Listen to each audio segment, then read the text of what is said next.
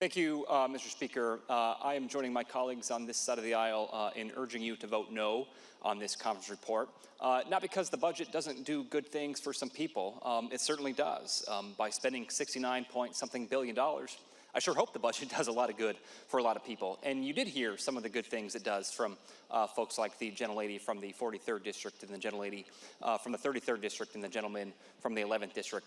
And Mr. Speaker, I want to highlight two other things that I'm pleased about this conference report where I see it being better than the previous version that passed off this House floor. As was already mentioned, this conference report does dramatically better in special education.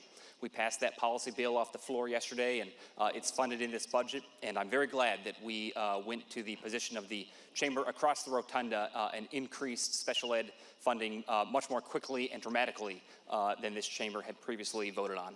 I also appreciate that this conference report brings down the spending level and increases the reserve level relative to the budget that passed out of this floor earlier this session. However, Mr. Speaker, I don't think those changes are nearly enough to justify me switching my vote from no to yes, and I hope that I can convince you in the next minute and a half to switch your vote from yes to no. Mr. Speaker, the Democratic State Treasurer recommends that we maintain 10% reserves, but if you look at the end of the four-year budget period in the balance sheet, in the budget outlook, we are below that number.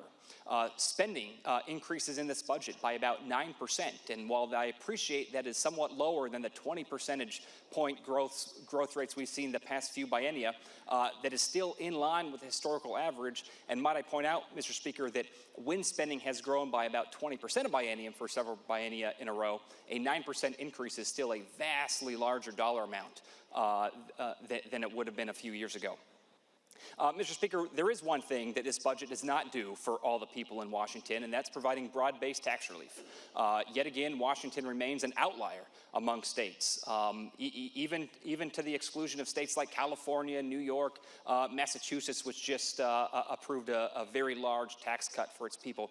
Washington remains one of the only states in the country that has not found a way to give the people of Washington broad-based tax relief. So yes, this budget does have funding for those who depend on funding from state agencies, but it does not have the funding, does not have anything for the folks who fund state government. So, Madam Speaker, as you've heard tonight, I think this could have been a little bit better budget had it been more inclusive. I appreciate some of our priorities are included, but you're talking about a few $1 million out of a $69 billion budget that our caucus had input on.